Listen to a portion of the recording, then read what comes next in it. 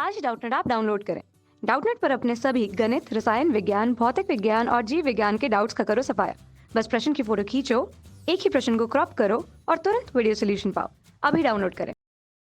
Hello everyone, यहाँ पे हमें क्वेश्चन दिया गया है मादा युग्म कोद्भिद विकास पर टिप्पणी लिखिए। तो जो मादा युग्म कोद्भिद होता है क्या होता है? जो मादा युग्म कोद्भिद होता है वो क्या होता है? अधिकांश पुष्पी पादपों में गुरु बीजाणु में से एक जो कार्यशील, यहाँ पे क्या होता है?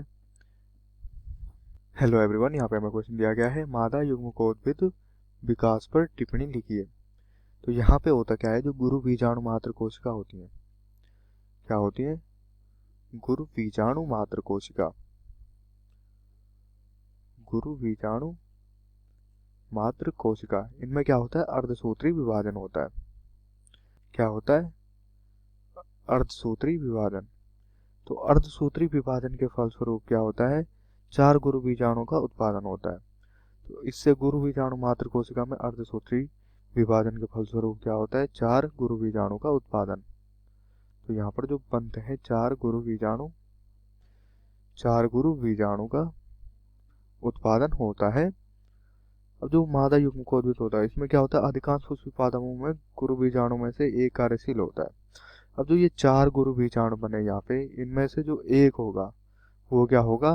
कार्यशील होगा। बाकी जो 3 होते हैं वो क्या होते हैं? अपभ्रष्ट या अपविकसित हो जाते हैं। बाकी जो 3 होते हैं वो क्या हो जाते हैं? अपभ्रष्ट या क्या हो जाते हैं? अपविकसित। क्या हो जाते हैं? अपभ्रष्ट या अपविकसित हो जाते हैं। केवल कार्यशील गुरु बीजाणु स्त्री युग्म कोद्भिद के रूप में विकसित होता है। अब जो ये कार्यशील गुरु बीजाणु है, जो ये कार्यशील वाला है, जो पहला था, तो ये कार्यशील गुरु बीजाणु क्या होता है? यही क्या करता है? जो मादा युग्म कोद्भिद होता है उसका विकसित करता है। क्या करता है? मादा युग्म कोद्भिद को विकसित। तो मादा युग्म कोद्भिद का विकास किससे होता है? ये जो कार्यशील गुरु बीजाणु होता है एक। बाकी तो 3 क्या हो जाते हैं? अपभ्रष्ट या अल्प विकसित हो जाते हैं। एक अकेले गुरु बीजाणु से भ्रूणकोश के बनने की विधि को एक बीजाणुज विकास कहा जाता है। अब यहाँ पे क्या होता है? एक बीजाणुज विकास होता है। क्या होता है? एक बीजाणुज विकास। मतलब एक बीजाणु विकास कैसे? क्योंकि यहाँ पे जो एक कार्यशील गुरु बीजाणु है इसी से क्या बन रहा है? मादा युग्म कोद्भिद बन रहा है, या क्या बन रहा है? भ्रूणकोश। तो इसी से क्या बनेगा? जो मादा युग्म कोद्भिद हुआ, या जिसको क्या कहेंगे हम? भ्रूणकोश। तो ये भ्रूणकोश बनेगा। तो इसी को क्या कहेंगे? एक बीजाणुज विकास कहेंगे। अब यहाँ क्या होगा? भ्रूणकोश के निर्माण का थोड़ा तो ये होता है, क्रियाशील गुरु बीजाणु के केंद्रक समसूत्री विभाजन द्वारा क्या हो जाते हैं? 2 केंद्रकी बनाते हैं। अब जो ये क्रियाशील बीजाणु,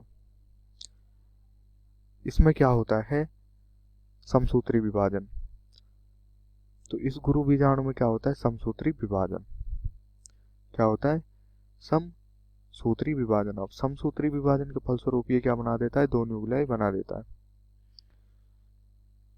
समसूत्री विभाजन के फलस्वरूप यहाँ पे क्या बना देगा?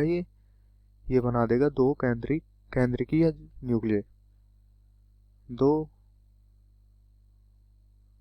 केंद्रकी बना देगा। क्या बना देगा? 2 केंद्रकी बना देगा, जो क्या होती है? विपरीत ध्रुवों की ओर चली जाती है। अब ये क्या करती हैं? जो केंद्रकी होते हैं ये क्या करती हैं? 2 विपरीत ध्रुवों की ओर चली जाती हैं। कहाँ चली जाती हैं? विपरीत ध्रुवों की ओर चली जाती हैं और 2 न्यूक्लियेट भ्रूणकोश की रचना कर देते हैं। और यहाँ पे क्या कर देते हैं? 2 न्यूक्लियेट, या जिसको 2 केंद्रीय भ्रूण होता है, 2 केंद्रीय भ्रूण की क्या कर देते हैं? रचना कर देते हैं। क्या कर देते हैं? 2 केंद्रीय भ्रूणकोश की रचना कर देते हैं। अब यहाँ पे 2 केंद्रीय भ्रूणकोश की रचना होती है। 2 अन्य क्रमिक समसूत्री केंद्रकीय विभाजन के परिणाम स्वरूप यहाँ पे 4 केंद्रीय और तत्पश्चात 8 केंद्रीय भ्रूणकोश की संरचना हो जाती है। अब यहाँ पे होता क्या है? पहले तो ये एक केंद्रकीय होता है, इसमें समसूत्री विभाजन होता है, ये 2 हो जाता है, 2 केंद्रकीय। इसके परिणाम स्वरूप फिर से समसूत्री विभाजन होता है, ये 4 केंद्रकीय हो जाता है। और इसके फलस्वरूप फिर से क्या हो जाता है? फिर से इसमें विभाजन होता है, तत्पश्चात ये क्या बना देता है, 8 केंद्रकीय, क्या बना देता है, 8 केंद्रकीय संरचना बना देता है। तो 8 केंद्रकीय यहाँ पे भ्रूणकोश बन जाता है। अब यहाँ क्या होता है कि ये सूत्री विभाजन सही अर्थों में मुक्त केंद्रक है। तो यहाँ पर जो ये समसूत्री विभाजन होता है, क्या होता है, समसूत्री विभाजन, ये क्या होता है, मुक्त केंद्रकीय। अब मुक्त केंद्रकीय क्यों होगा, क्योंकि यहाँ पर जो ये 8 न्यूक्लिएट वाले हैं, ये क्या है, इनके चारों ओर क्या है, कोई आवरण नहीं होता है। अभी क्या होता है, जिसको हम कोशिका भित्ति कहते हैं, कोशिका भित्ति क्या होती है, विकसित नहीं होती है। तो यहाँ क्या होता है, 8 न्यूक्लिएट चरण के पश्चात क्या होता है, कोशिका भित्ति की नींव पड़ती है। तो जब यहाँ पे 8 केंद्रकीय हो जाता है, जब ये संरचना क्या बन जाती है, 8 केंद्रकीय, तो इसके पश्चात क्या होता है, यहाँ पे जो कोशिका भित्ति होती है, इस कोशिका भित्ति की नींव पड़ती है। क्या पड़ती है, कोशिका भित्ति की नींव पड़ती है। और उसके बाद क्या होता है, कोशिका भित्ति के अंदर आते हैं जो विशिष्ट मादा युग्मकोविद या भ्रूणकोश के संगठन का रूप लेती है। अब ये जो कोशिका भित्ति बनती है, ये क्या बनती है, ये मादा युग्मकोविद का निर्माण हो जाता है। मादा युग्मकोविद का यहाँ पे क्या हो जाता है, निर्माण हो जाता है, या संगठन के रूप में ये क्या हो जाती है, मादा युग्मकोविद का रूप ले लेती है। भ्रूण के भीतर जो कोशिकाएं का वितरण होता है, उसमें से क्या होती है, 8 में से 6 न्यूक्लियाई भित्ति कोशिकाओं से घिरी होती है। अब यहाँ पर कितनी कोशिकाएं हैं, 8 केंद्रकीय हैं। तो 8 में से जो 6 केंद्रकीय होती है, 8 में से 6 केंद्र क्या होते हैं, कोशिका भित्ति द्वारा क्या होते हैं, घिरे हुए होते हैं। तो इनमें क्या पाई जाती है, कोशिकीय भित्ति पाई जाती है। और बाकी जो 2 केंद्रकीय होते हैं, जो 2 केंद्रकीय होते हैं, ये क्या होते हैं, ध्रुवीय न्यूक्लियाई कहलाते हैं। ये जो 2 बच जाते हैं, यही क्या कहलाते हैं, ध्रुवीय न्यूक्लियाई। तो ये 2 बचे हुए क्या कहलाते हैं, यहाँ पे ध्रुवीय न्यूक्लियाई कहलाते हैं। और ये 6 केंद्रकीय क्या करते हैं, कोशिका भित्ति के अंदर होते हैं और कोशिका में संयोजित रहते हैं। तो ये क्या होते हैं, कोशिका में ही संयोजित रहते हैं।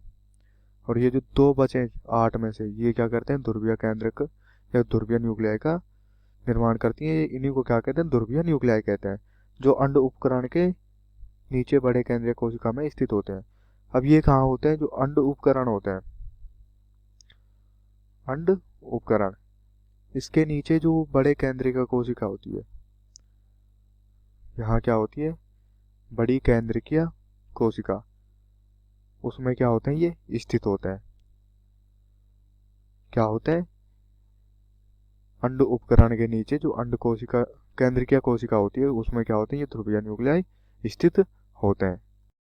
कक्षा 6वीं से 12वीं से लेकर नीट, IIT, JEE वो एडवांस के लेवल तक 1 करोड़ से ज्यादा छात्रों का भरोसा। आज ही डाउनलोड करें डाउटनेट ऐप या व्हाट्सएप करें अपने सारे डाउट्स 8400 400 400 पर।